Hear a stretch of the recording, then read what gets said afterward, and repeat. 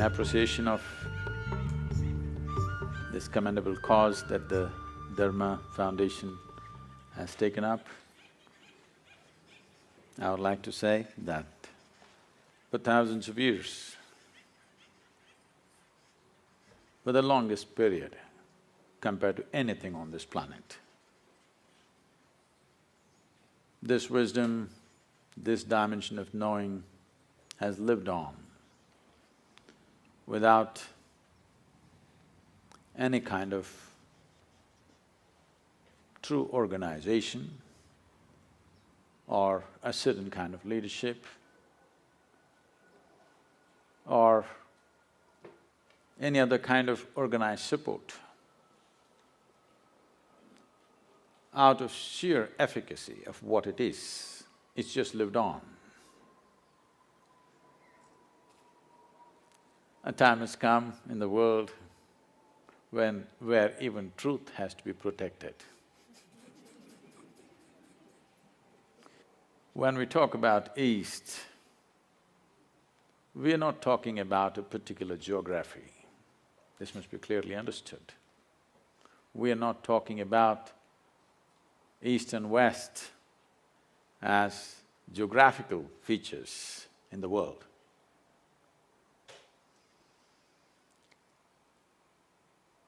Any number of great minds in America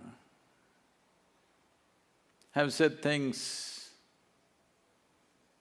of great reverence and admiration for the so-called Eastern wisdom.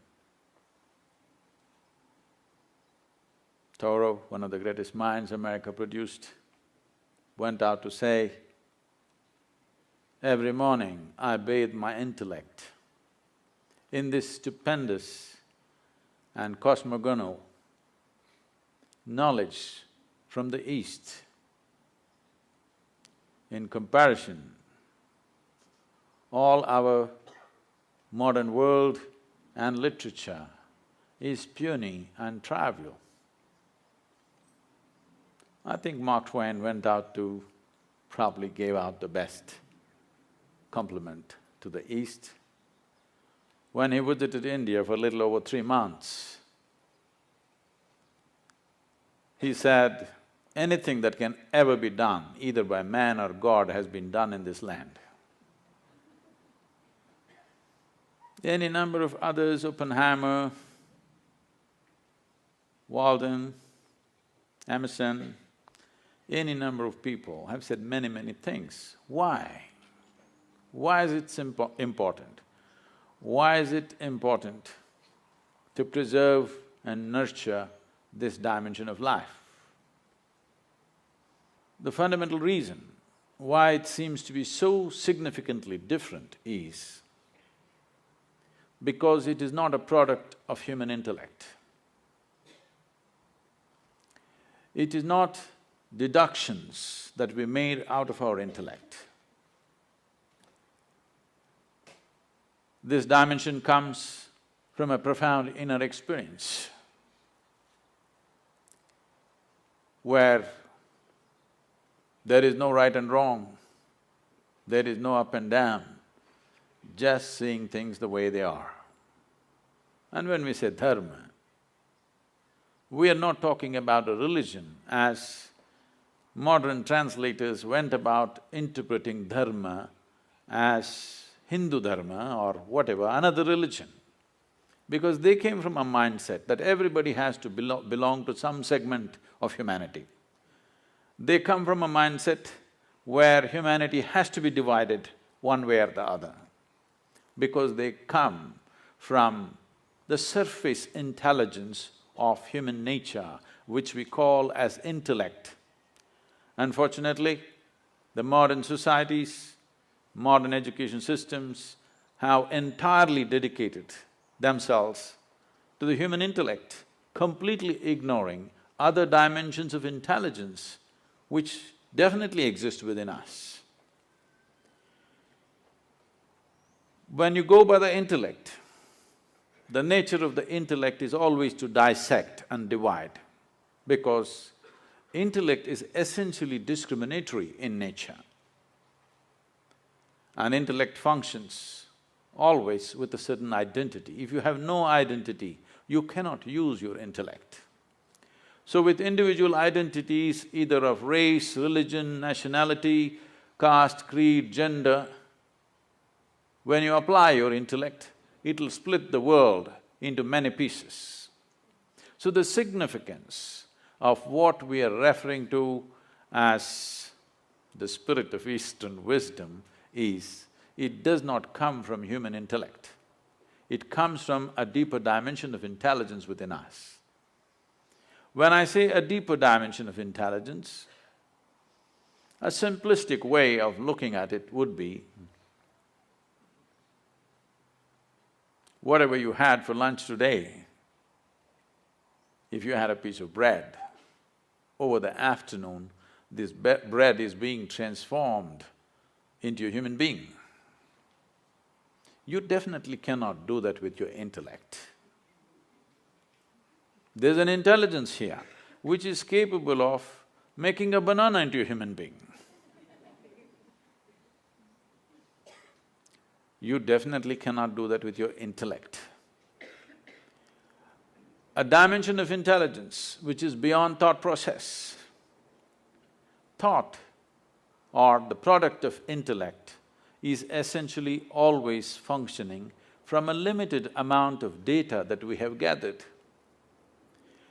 Now, what we call as Eastern wisdom is not coming from a limited amount of data that we have gathered either from the books or our life experience, but simply by enhancing our ability to perceive life in ways that the five sense organs cannot function.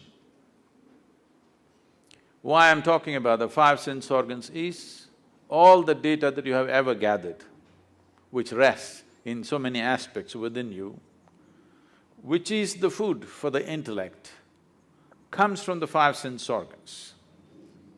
In the very nature of things, sense organs cannot perceive the entirety of anything. If you can see this part of my hand, you cannot see this part of my hand. This is the nature of sense perception. Even if you take a grain of sand, if you see one part of it, you cannot see the other face of it. Sense organs can only perceive in comparison.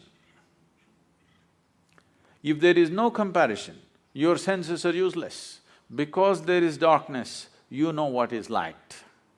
Otherwise, you just would not know what is light. If light was on all the time and there was no darkness, you would not know what is light. Because there is silence, you know what is sound. If there was no silence, you would not have the idea of what is sound. So always in comparison, it is like, let's say you're 6 feet tall. Now, you walk like a tall man, you think like a tall man, you feel like a tall man, you are a tall man. You went to another society where everybody is 8 feet tall. Suddenly you walk like a short man, think like a short man, feel like a short man, and you are a short man. So what you perceive in comparison is a distortion of reality. It is not reality as it is. So whatever we perceive in comparison is useful for our survival process. But if we want to know the nature of this existence, sense organs are not sufficient instruments. What is light for you is darkness for many other creatures. You ever got into an argument with an owl? If you did, which is light, which is darkness, where would it go? It would be endless argument. Who is right, you or the owl? If you're saying both, either you belong to the diplomatic corps or you have a successful marriage.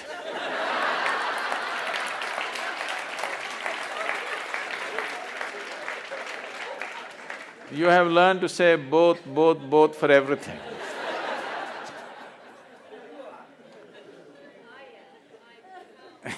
You're right.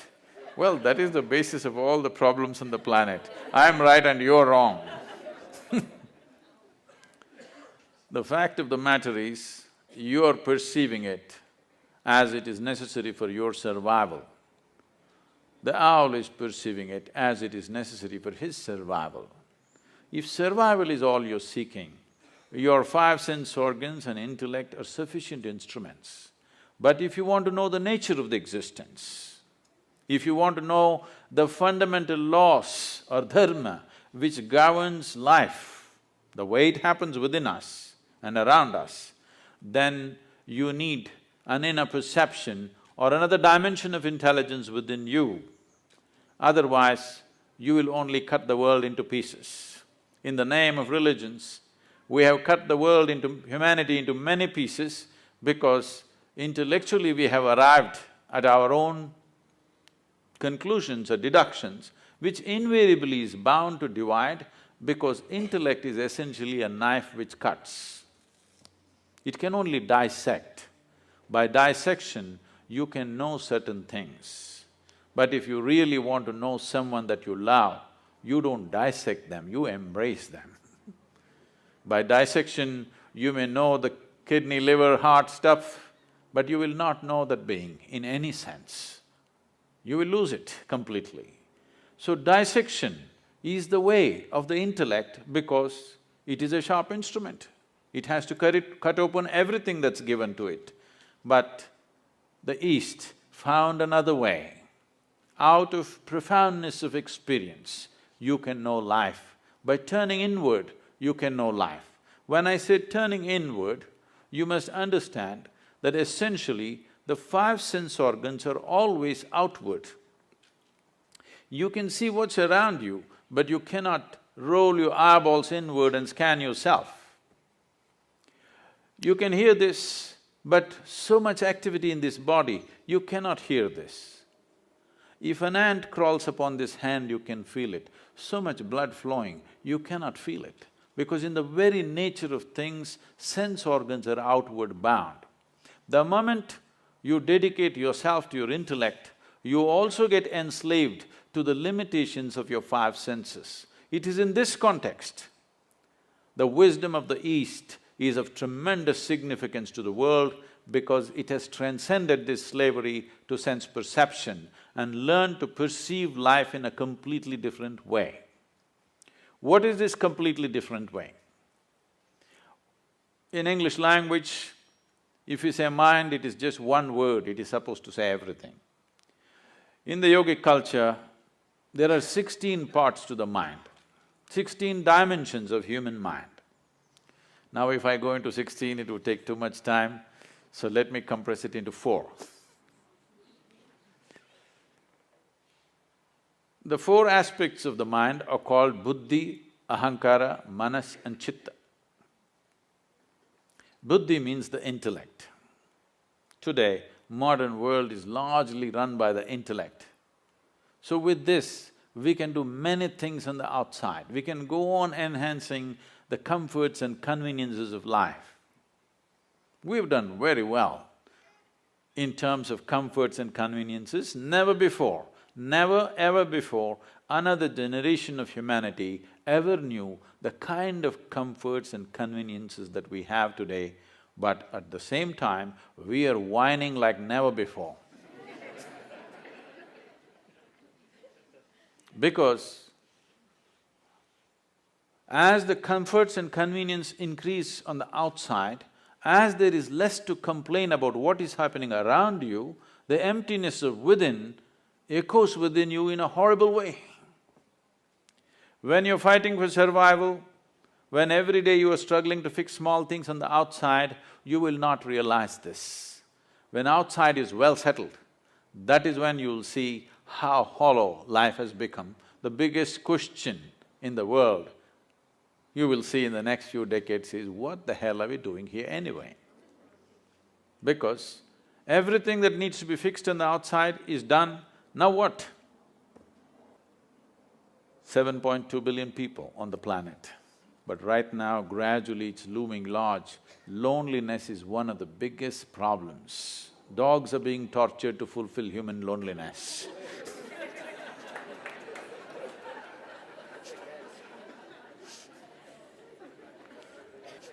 Because as you dedicate yourself more and more to your intellect, you will naturally become more and more lonely because it keeps on dissecting and cutting life into various pieces for examination, and then you will see you yourself will be split up into many parts after some time, if you go by the intellect, 100%. The next dimension of the mind is referred to as ahankara. Normally people think it means ego. No, it means identity. You're identified with something. The moment you're identified with something, your intellect will work only to protect that identity, no matter what, whichever way you think. Your ideas of which nation you belong to, which race you belong to, which culture you belong to, which religion you belong to, which gender you belong to, the moment you get identified, your intellect will work only to protect that identity. So, it is a certain kind of prejudice. Well, you may say, I'm not prejudiced, I'm very broad-minded. All right, it's a broad prejudice.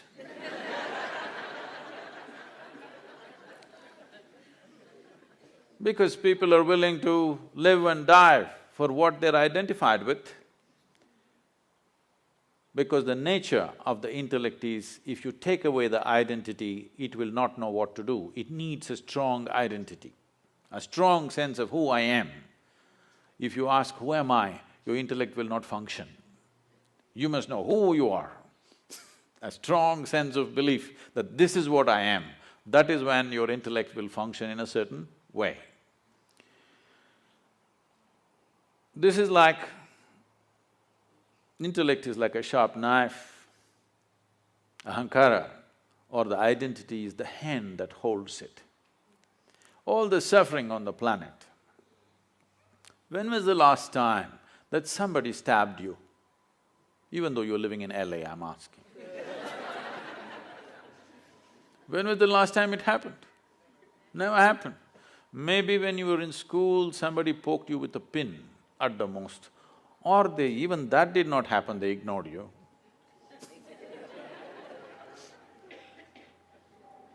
Or what I'm saying is, how much suffering for a human being is actually coming from outside? Almost nothing. Rest is all self-help. Because this is a sharp knife given to you, unsteady hand, every day it's cutting itself. You know, we were trekking in Nepal and Tibet region, and I was in a tent. Someone was cutting an apple, and someone else, another person says, "This is a very sharp knife, be careful." It irritates me because such an obvious thing, you call it a knife only because it's sharp. If the damn thing is not sharp, why will I call it a knife? And if it's a child, yes. A full-grown man, you don't tell him it's a sharp knife. I ignored it and I was working on something. Another 2 minutes, again it is said, "It's a very sharp knife, be careful." I said, "Come on, leave him alone." He's a grown man, leave him alone. He's not handling some super instrument, a knife. He should know how to handle a knife. "No, no, Sadhguru, it's a very sharp knife." All right, I get back to my work. 2 minutes later, he cuts his hand. Okay. Now, the problem is just this. You've been given a sharp knife, unsteady hand, every day cutting yourself. You may call it stress, you may call it anxiety, you may call it fear, you may call it misery, you call it what you want. All that's happening is, your intellect is working against you. That's all it is. Unless somebody is stabbing you from outside, that's a different issue. We need to deal with that differently. Rest is all your own intelligence turning against you. You may call it 1,000 no, my mother-in-law, my boss, my neighbor, they're not stabbing you, they're only saying what they want to say. It is you who's poking yourself because an unsteady hand, that's all. But this intellect cannot function without a memory bank. So what is called as manas is a silo of memory. There are 8 dimensions of memory. Let's not go into the detail, but you know this much. There is a conscious memory. Today they're recognizing a subconscious memory. You know there is genetic memory. You may not remember how your great-great-great-grandfather looked like, but his nose is sitting on your face. 1,000,000 years ago, how your forefathers were, even today, your body remembers. You may not remember here, but your body remembers every aspect of it. Even the color of the skin it is remembering, not forgotten. So there is genetic memory, there is evolutionary memory. Like this, there's a profound dimension of memory in the body. There are 1,000,000,000,000 times more memory in your body than in your mind. So this is why this is called as manomaya kosha. This is an entire manas, not in one place. Intellect may be up here, but the manas spreads right through the system. Every cell in the body has a memory of its own, has an intelligence of its own. Now the 4th dimension of intelligence is called chitta. This is a dimension of intelligence which is unsullied by memory. If you touch this dimension, then the memory has no influence on you. Your genetic memory, your evolutionary memory, your conscious memories, unconscious memory, subconscious memory, whatever kinds of memories you have, it has no influence on you. Or in other words, past cannot recycle itself through you. See, right now, you take on this form because of a certain memory, it's a certain software. If you eat, let's say you're a man and you eat a piece of bread, this piece of bread turns into a man. You're a woman and you eat a piece of bread, the same piece of bread turns into a woman. You give it to your dog, it turns into your dog. Very intelligent bread. It is just the memory that you carry. Here there is a memory which transforms everything the way it is. So, this dimension of intelligence, which is called as chitta, which is untouched by any kind of memory, just pure intelligence, is of significance because it's beyond. It is beyond your species, it is beyond your form, it's beyond your gender, it's beyond your culture, it's beyond every kind of influence, which is essentially memory within you. Maybe unconscious, but it is memory playing out in so many ways. As long as memory is playing out, what it means is, in India we say you're in a state of samsara. Samsara means a lot of people today understand as family. Samsara doesn't mean family, samsara means a cyclical life. You are in cycles of life. If you're in cycles or if you're going in circles, what does it mean? That means you're not getting anywhere. That's what it means. A cycle is nice, it gives you good exercise. This is like running on a treadmill. If you're seeking exercise, it's good. But if you want to go somewhere, it's no good. If you put your treadmill out here and keep running on it, morning becomes evening, fall becomes winter, winter becomes summer, everything will happen. Seasons will change, scenery will change, everything will happen. Only thing is you don't go anywhere. This is what samsara means. As long as you're functioning within the first 3 dimensions of intelligence, you are in a cyclical mode. It is all right to exercise yourself, but it's not good to go somewhere. So if you want to transcend the samsara nature of who you are or the cyclical nature of your existence, then you touch the dimension of intelligence which is referred to as chitta. Why the so-called Eastern wisdom is of great significance, why the dharma of the East is so significant and important is because this comes from chitta.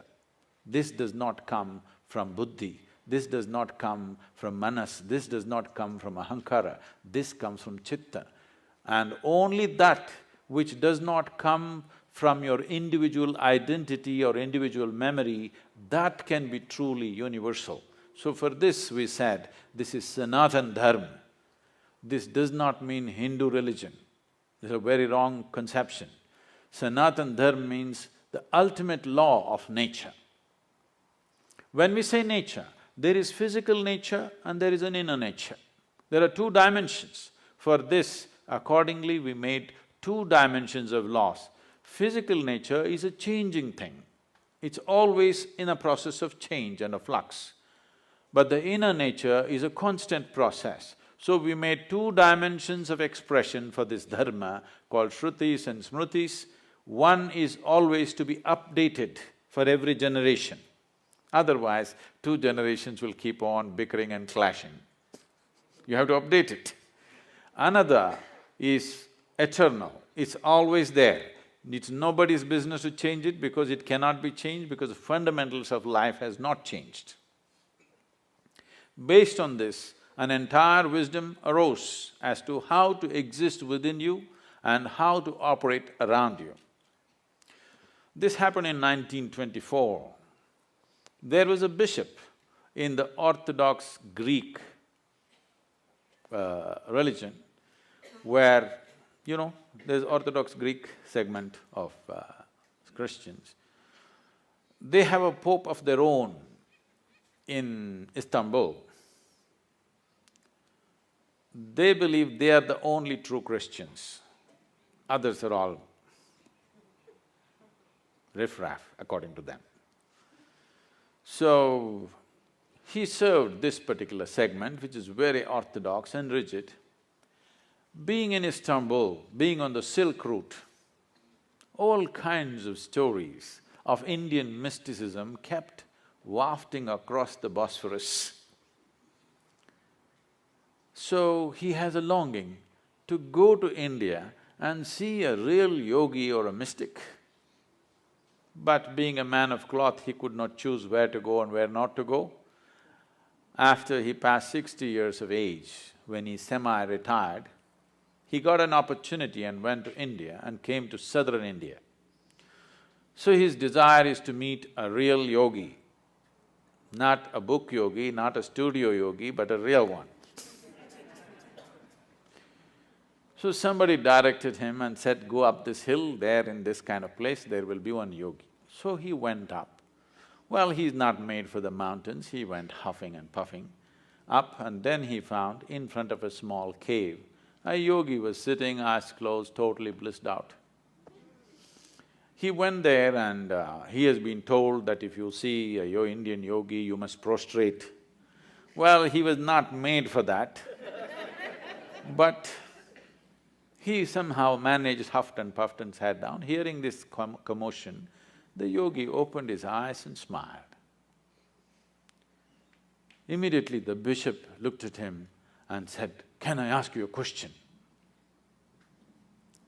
The yogi said, by all means.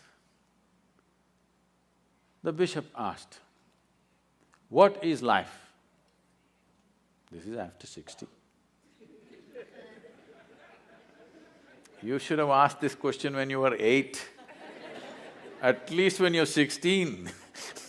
60, but what to do, better late than never. He asked. Then yogi laughed and went into raptures. Oh, life is like the fragrance of jasmine upon gentle spring breeze.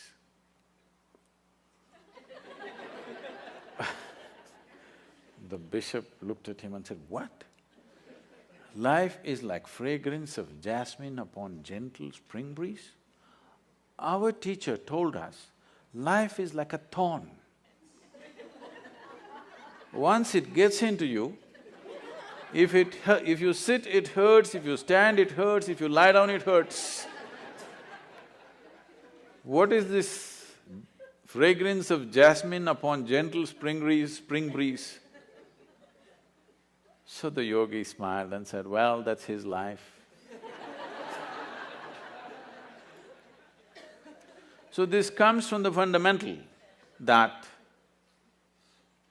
when a human being clearly, experientially understands that entire experience of human life is created from within, never from outside.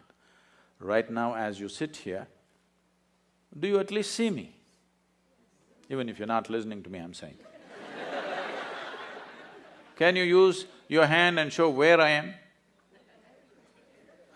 No, you're getting it all wrong. You know, I'm a mystic from South India. Now this light is falling upon me, reflecting, going through your lenses, inverted image in the retina, you know the whole story. Where do you see me right now? Within yourself. Where do you hear me right now?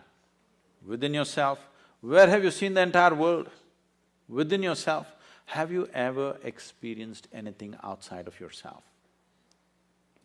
Right now, someone next to you, if they touch you, you think you're experiencing their hand. No. You're only experiencing the sensations in your hand. In the very nature of things, you cannot experience anything outside of yourself. When the entire experience of life is caused from within you, at least it must happen the way you want it, isn't it? The world will not happen the way you want it. At least the experience of living here within you must happen the way you want it. If your experience of life happened just the way you want it, how would you keep yourself, blissful or miserable? Please, you must tell me, I'm going to bless you. Blissful or miserable?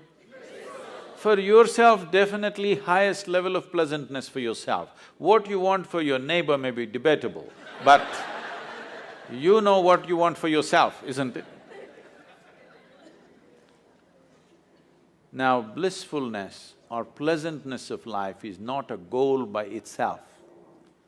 It is only when you're blissful by your own nature. That means you determine the nature of your experience. No matter what is the situation, you determine the nature of your experience. Or in other words, you have no fear of suffering. Only and only when there is no fear of suffering will you walk full stride in this life. Otherwise, it's always about what will happen to me, what will happen to me. Every step is a half a step. Now, this so-called spirit of Eastern wisdom comes from those beings who walked full stride, who determined the nature of their experience. The outside never decided who they are. So, they could walk full stride and explore the depths and dimensions of life that others never dare to touch, because most of the humanity is only concerned about what will happen to me. What will happen to me means what? Will I suffer? That's a question. The first and foremost thing, if you truly want to explore dimensions which we are referring to as another dimension of wisdom or knowing, is that first you must determine the nature of your experience. You have no fear of suffering. Only then, truly exploring human consciousness becomes a reality. Touching dimensions of intelligence, which gives access to the entire universe, becomes a possibility. I'm supposed to open up for questions. It's time you ask your questions, please.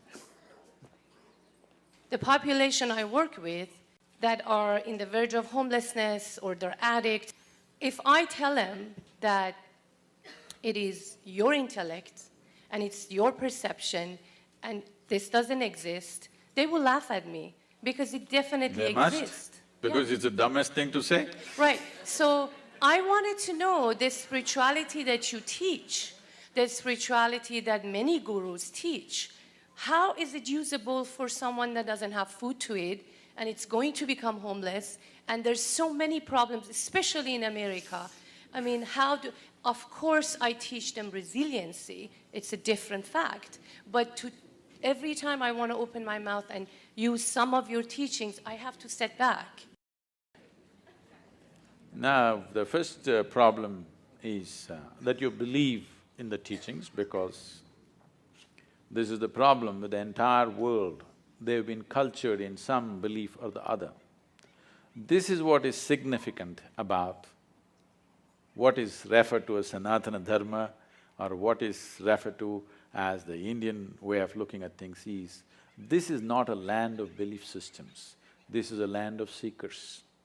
Never ever were anybody encouraged to believe anything.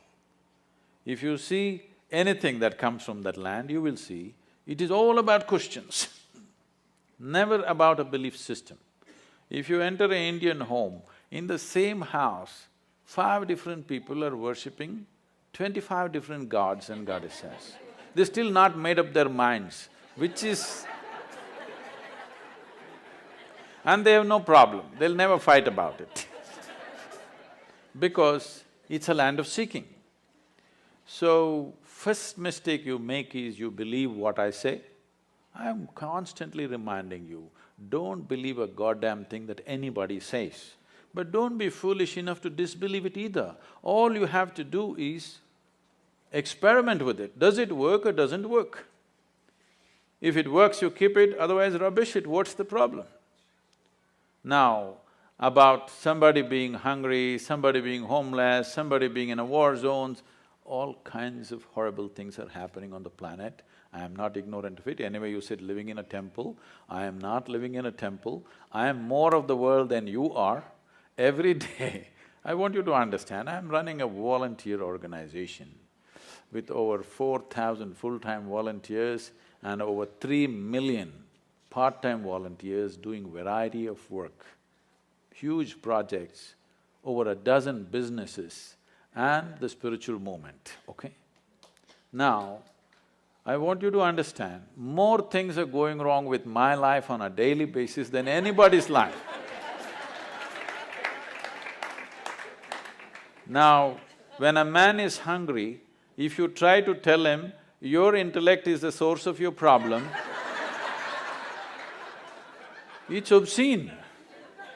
It's obscene, it's nothing short of that.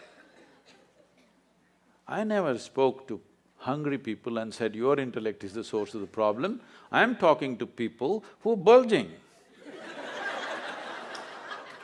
in so many ways. In their head and in their body, they're bulging. I'm only talking to that segment of the population. Those who are not fed well, I'm doing social projects with them with nourishment, education, health, all for free. Will I ever go and talk to a starved man in an Indian village and tell him, your intellect is the basis of all your problems? What makes you think that I'm that stupid? Do I look like that? So you also don't do that. This is for you. You need to understand this. There are a million problems on the planet. All these million problems are essentially because those who are reasonably well have never cared to reach out and do what needs to be done in the world. In many ways, they're making sure those people don't get it. Yes. In the year 2012, we have produced enough food for 18.2 billion people. We had only 6.6 billion people in that year.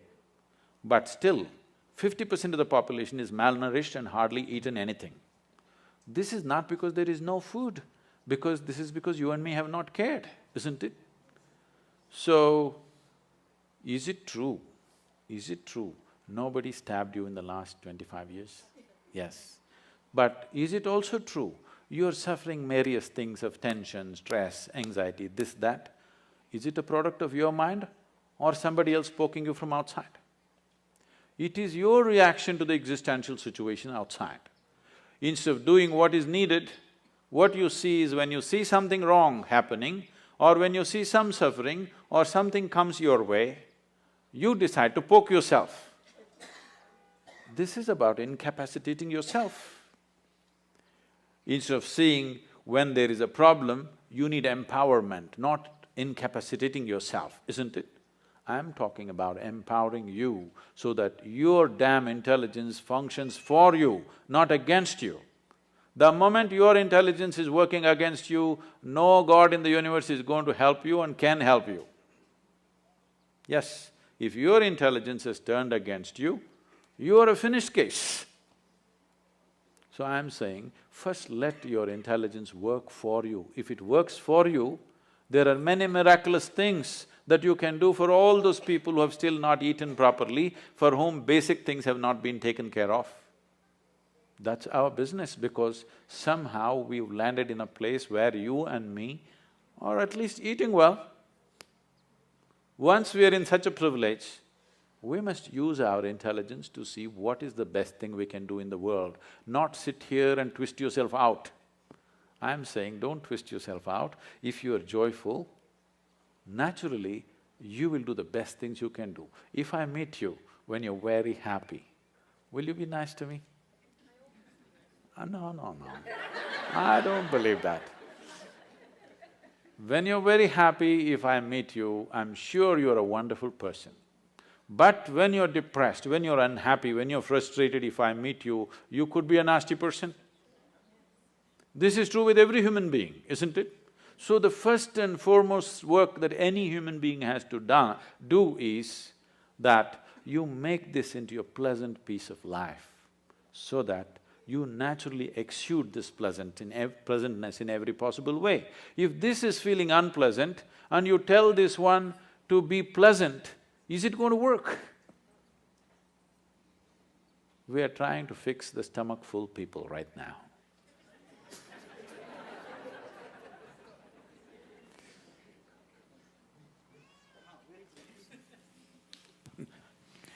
It was a pleasure listening to you, unbelievable. But my question is, what can I do so that I can acquire your skill of clarity?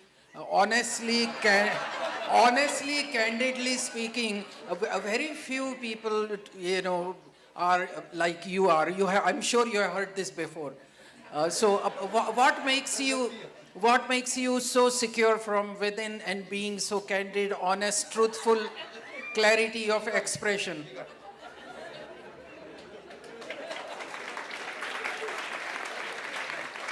I didn't know that's a popular question.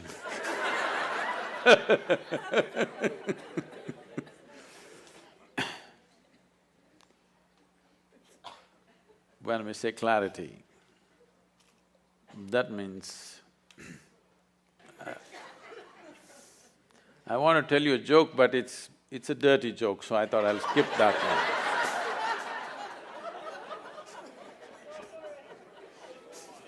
one.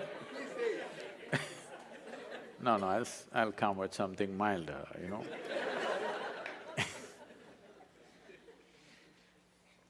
The problem with the human being right now is this.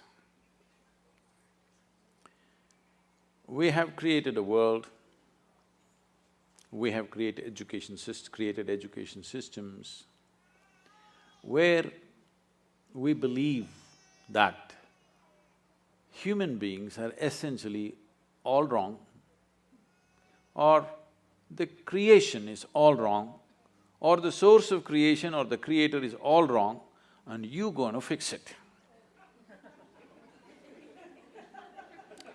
This is a convoluted idea. Instead of paying attention to life, we are coming up with philosophies and philosophies and philosophies. Philosophies are fantastic explanations to that which cannot be explained. If you want to know life, you must pay attention to life, isn't it? Right now, do you agree with me, madam, that this human mechanism is the most sophisticated machine on the planet? Do you agree with me? Are you a doctor? Yes. So, this is such a complex machine, this is the supercomputer, all right? I'm asking, have you bothered to read the user's manual?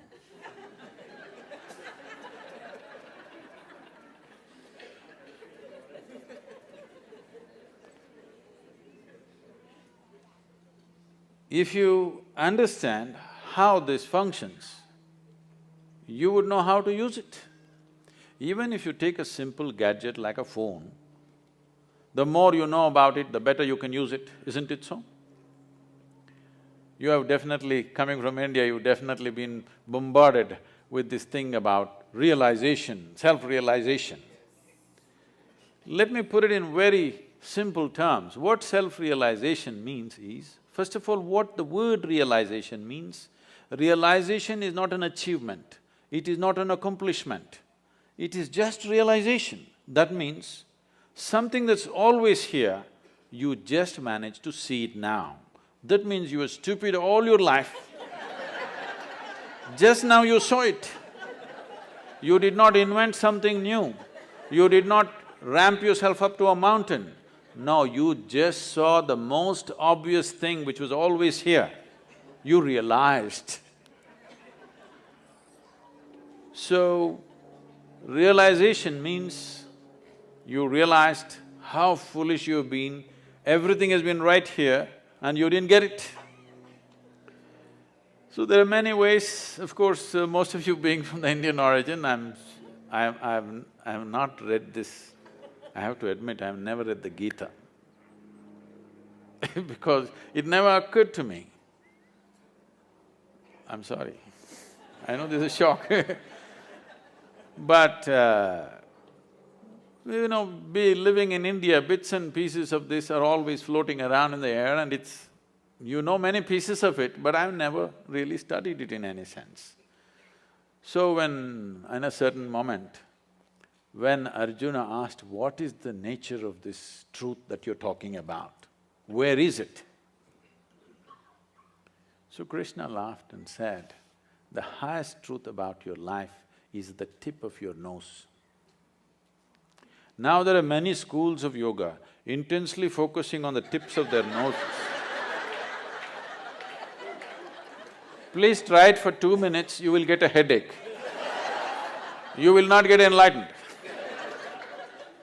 What he is saying is, it is the most obvious thing.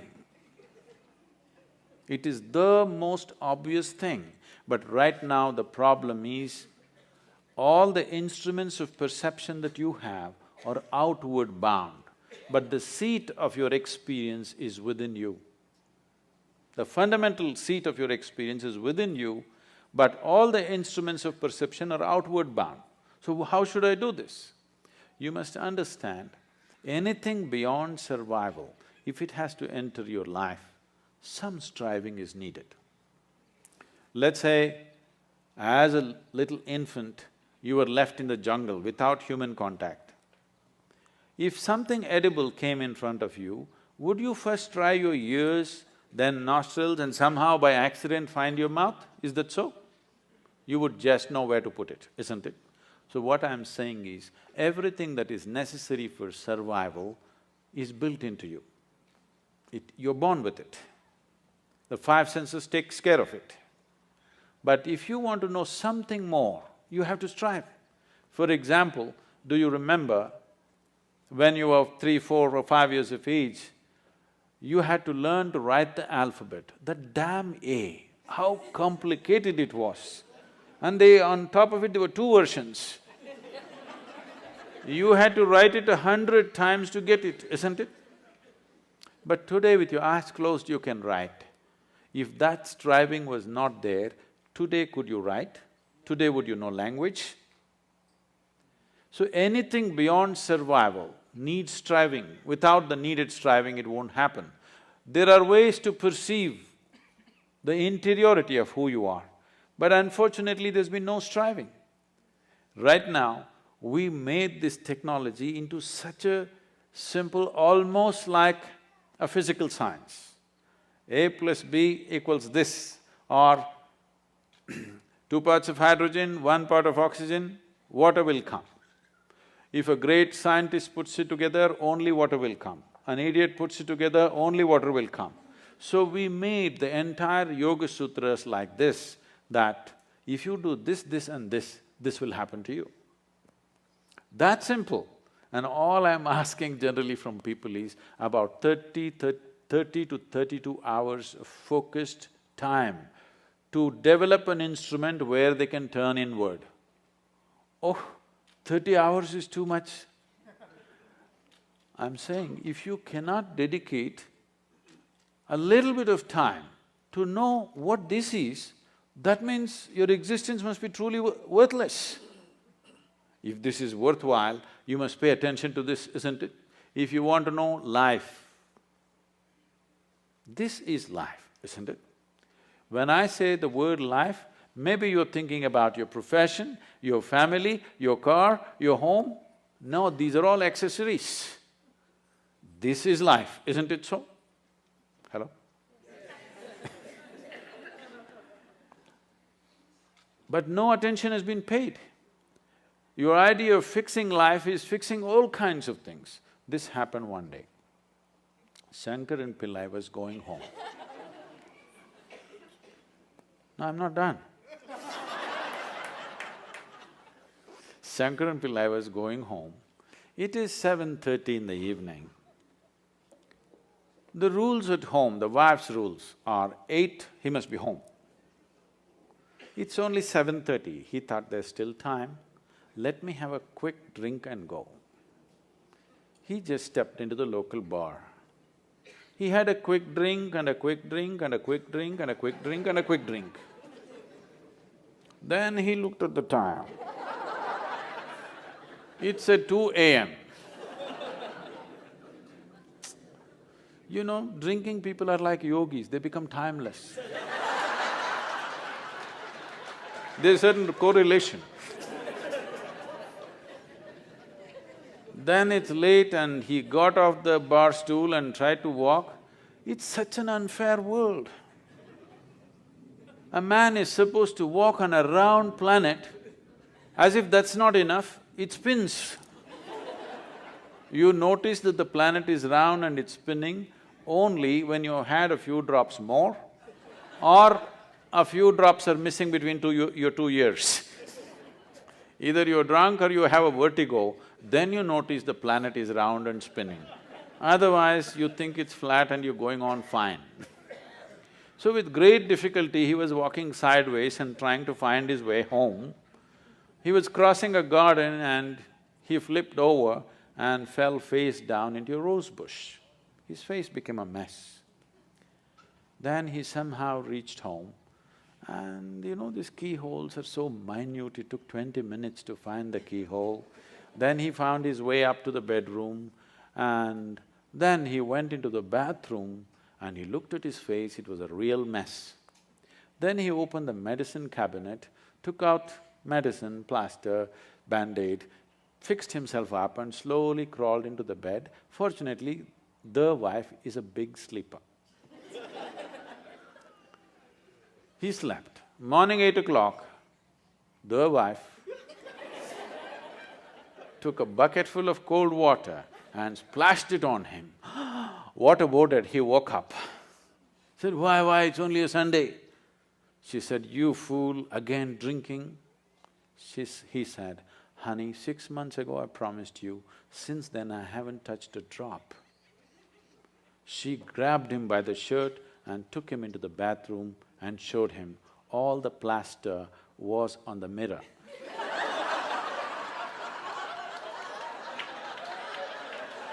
Why people have lost their clarity?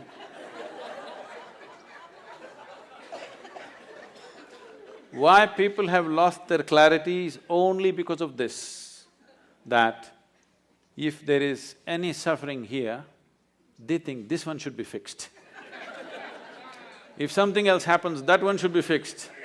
If something else happens, that one should be fixed. Everyday morning prayer means what? Trying to fix the God. Yes, you're trying to fix up the God, isn't it? So, day in and day out, for everything that happens within you, instead of fixing this one, you're trying to fix everything around you. No wonder you'll be confused. We've fixed the planet sufficiently, at least in this part of the world. If you fix it anymore, there'll be no planet left. But are people bursting with ecstasy? No. So because Clarity has been lost simply because of this. If you understand, if life has to really become beautiful for you, this one has to be fixed. If you understand this one thing, clarity will dawn within you.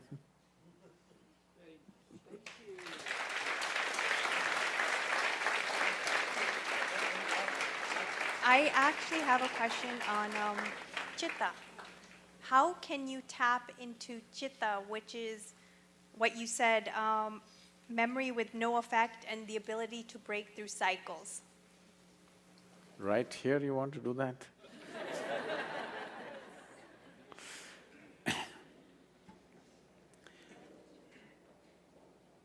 You can take one fundamental step today. That is, I want you to… Anyway, you already written down the question also, you have the habit of writing things. So you just sit down today before you go to bed, write down, what are all the different types of identities that you have taken? Starting from your body, everything else. Just write it down and see if you can create a little distance from these identifications. Just work on that. That's the first step, that you are not identified with anything. You're just here, throbbing as a piece of life, not as this or that. See, but what can I do? I'm a young woman.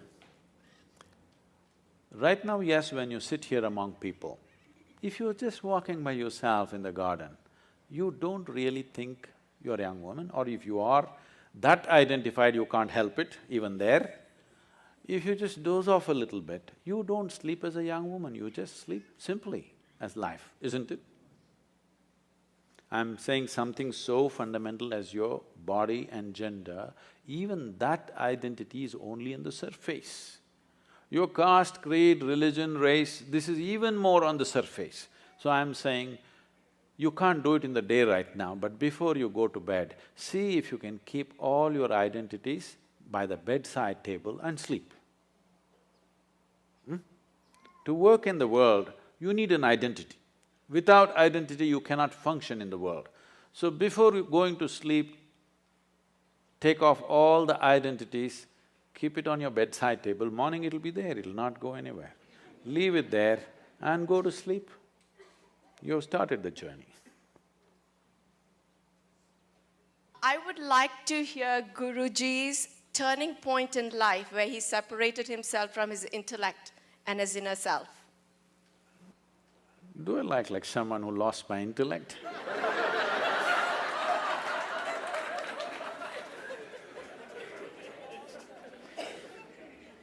I didn't think that I was coming out so dumb.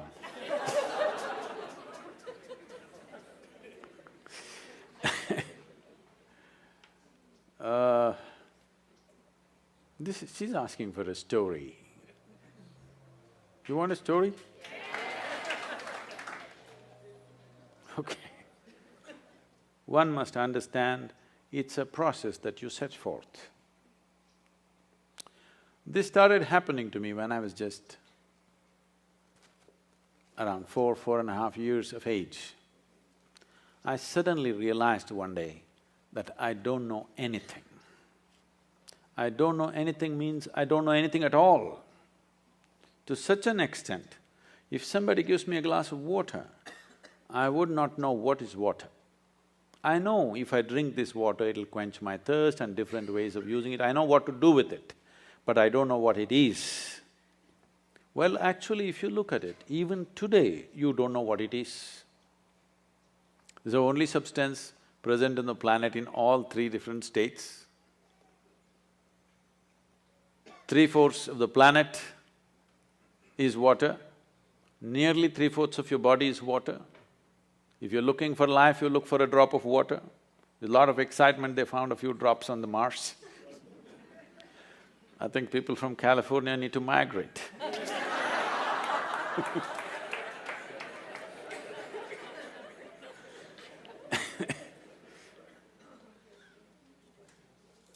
So, I'm just staring at this glass of water for hours on end. If I found a dry leaf, I'm just looking at the leaf for 5–6 hours at a stretch. If I sit up in my bed, staring at the darkness, the entire night I'm sitting like this staring. My dear father, being a physician, started thinking I need psychiatric evaluation. This boy is simply staring at something or the other, unblinking he's staring, he's lost it. My problem is, I look at this one, I still do not know this one. There is no way I'm able to shift my attention to another one. So it just held my attention, I couldn't shift. In this condition, they sent me to school. And my mother said, pay attention to the teachers. I went and paid attention to the teachers. The kind of attention that they have never received in their life.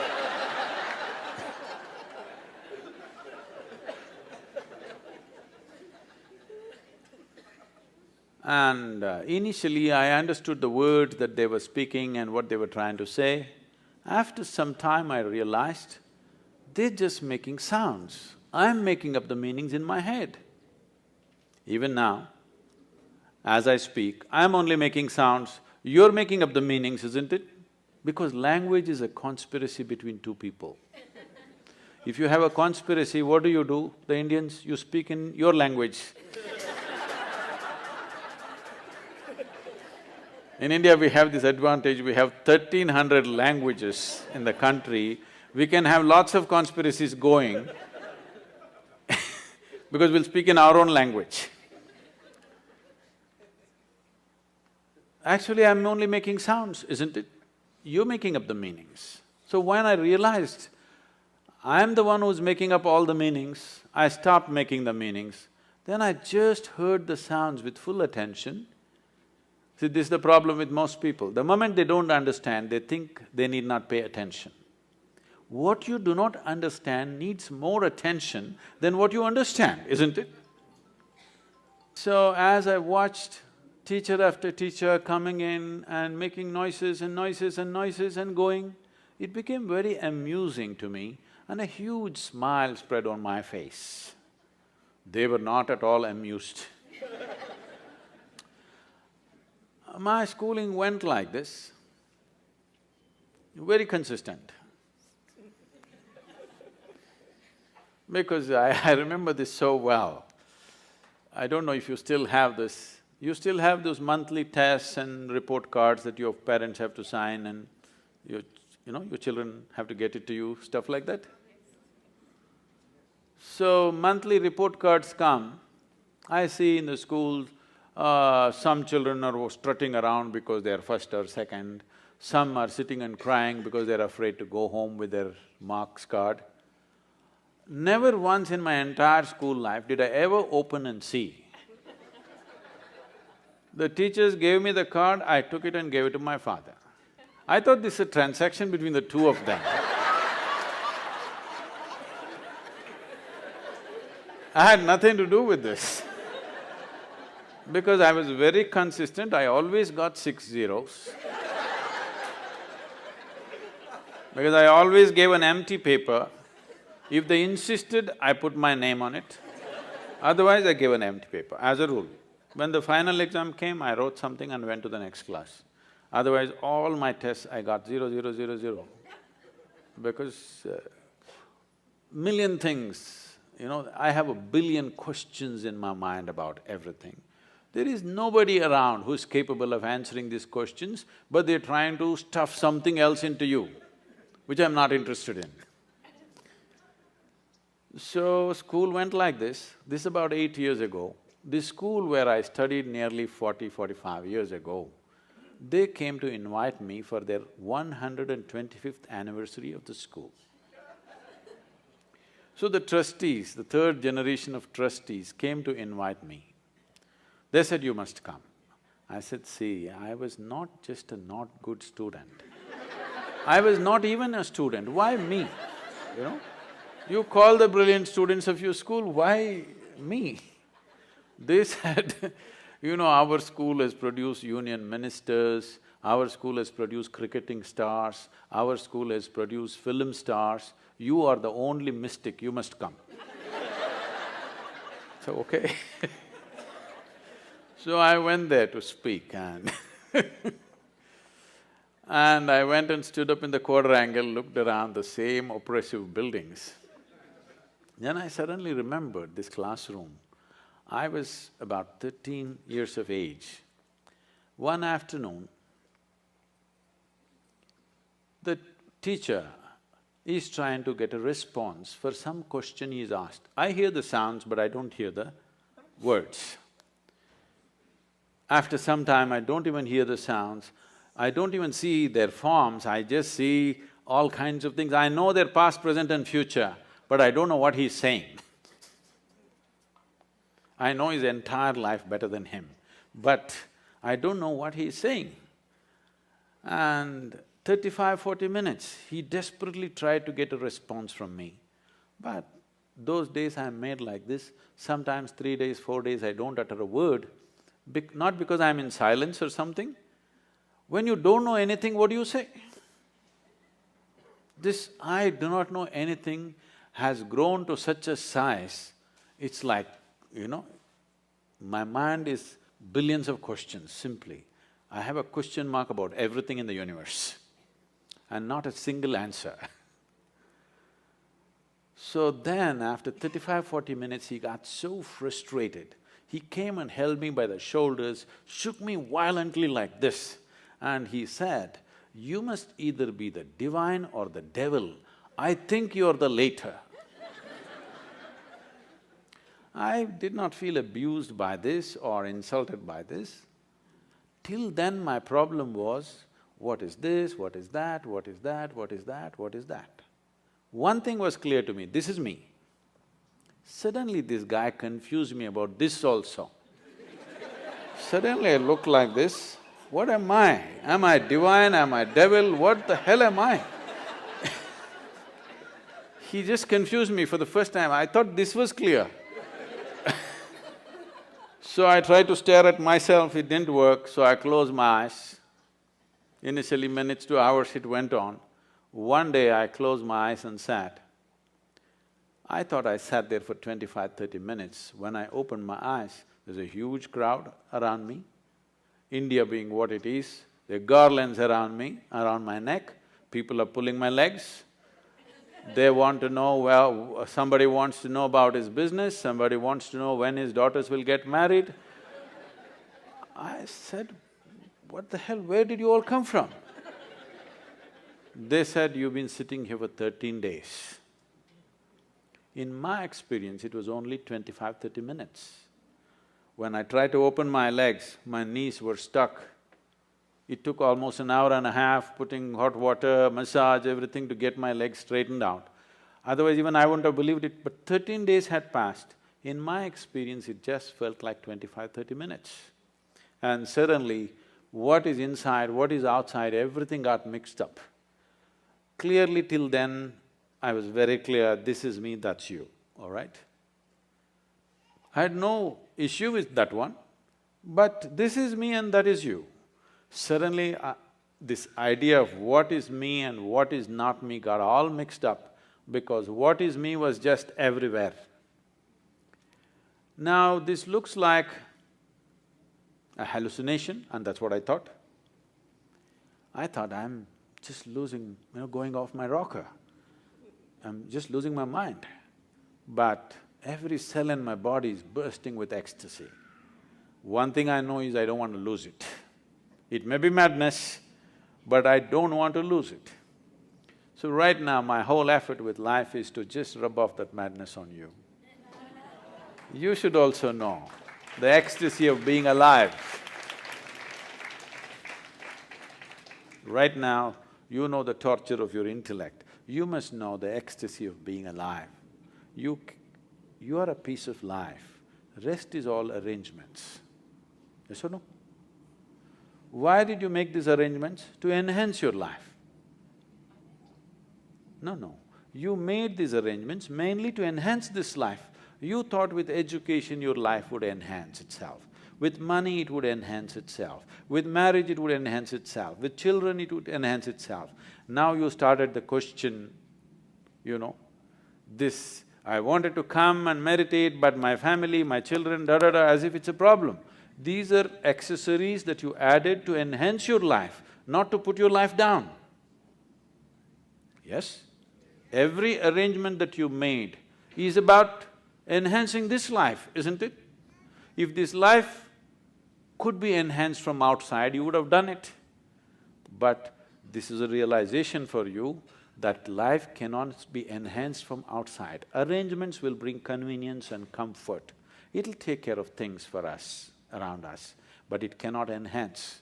If you want to enhance that life, you have to turn inward. If you really care for people who are with you, your family, your children, the foremost thing that you need to do is, you have to enhance this. Because what is the damn best thing that you can do to people around you? That you are a wonderful human being. There's nothing better you can do to them. If you had a choice, either to live or work with joyful and blissful human beings, or work and live with miserable human beings, what is your choice? Blissful. I want you to please, please, please remember, everybody else is looking forward to the same thing.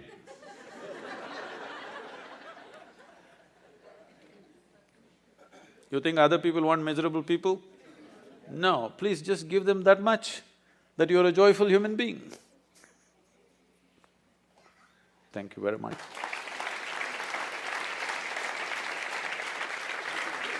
I would like to once again acknowledge the Dharma Foundation for the commendable cause that they have taken up. This will be an important step for preserving and nurturing the future generations in a certain way. The significance of this is not to spread another new religion. The significance of this to create a religious world, but still deeply spiritual world. This is very important. This is very, very important. The divide of religions, you see what it is causing. In the past, it has done terrible things. Still samples of that happening in many parts of the world, what the religious divide can do. Don't think you will be, or I will be, or our children will be immune to this. Anywhere it can flare up, believe me, anywhere. So this effort is commendable, and in whichever way we can support this, Isha Foundation and myself, we will put our force behind this. Thank you very much for being here.